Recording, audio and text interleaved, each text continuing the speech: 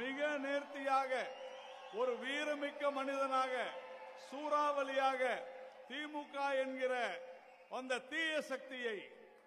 தீய சக்தியை ஒழிக்க வந்திருக்கிற கதாநாயகன் தான் நம்முடைய நயினார் நாகேந்திரன் அவர்கள்.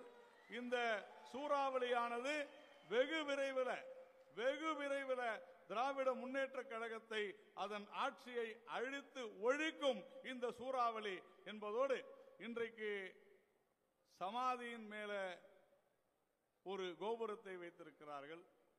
தொடர்ந்து பொன்முடி அவர்கள், அதே மாதிரி ஏவா வேலு அவர்கள் எல்லாம் பெண்கள் குறித்து மிக கீழ்த்தரமாக பேசுவதை பாரதிய ஜனதா கட்சி என்றைக்குமே வேடிக்கை பார்த்துக் கொண்டிருக்கிறது.